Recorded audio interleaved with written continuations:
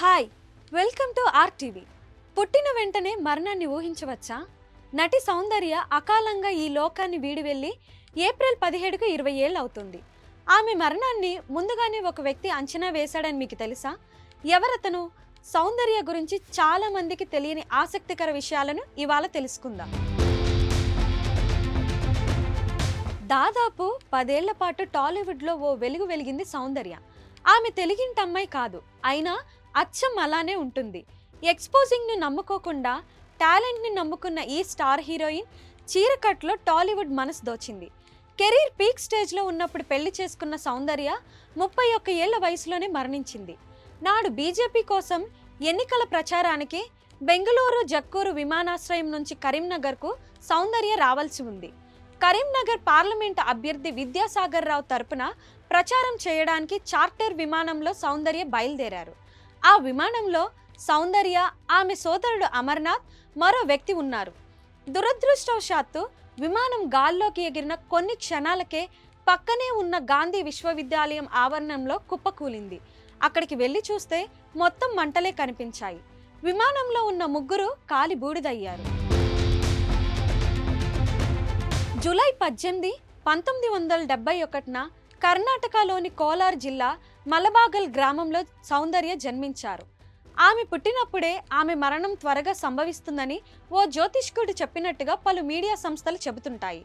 ఆమె అకాలంగా మరణిస్తుందని జ్యోతిష్కుడు చెప్పాడట.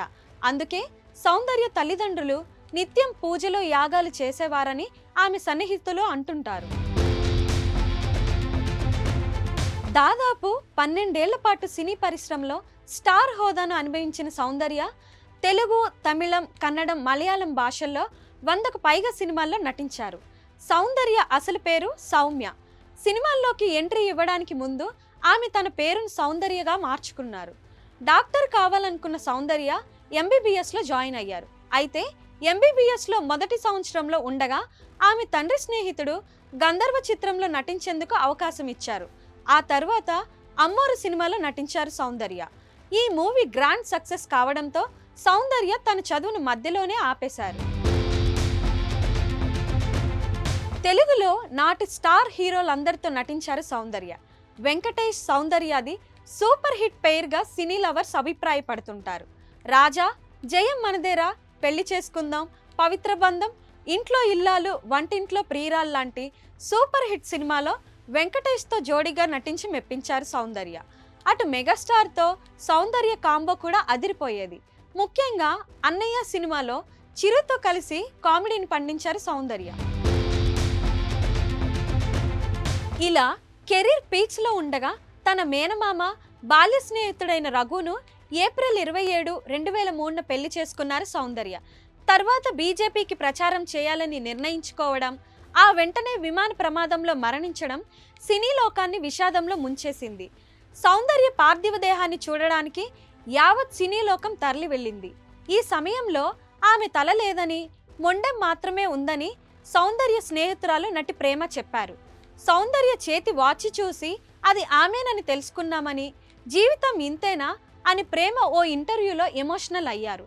ఆమె చనిపోయే నాటికి ఆమె ఆస్తుల విలువ 100 కోట్ల వరకు ఉందని అంచనా. అంత డబ్బు ఉన్నా డౌన్ టు ఎర్త్ ఉండేది సౌందర్య. ఎన్నో సేవా కార్యక్రమాలు చేసేది. ఇప్పటికీ ఆమె ఇంటి నుంచి కొన్ని విద్యాలయాలకు నిధులు వెళ్తుంటాయని చెప్తుంటారు. మరిన్ని వీడియోస్ కోసం ఛానల్ ని సబ్స్క్రైబ్ చేయండి. లేటెస్ట్ అప్డేట్స్ కోసం వాట్సాప్ ఛానల్ ని ఫాలో చేయండి. అండ్ లింక్ డిస్క్రిప్షన్ లో ఉంది.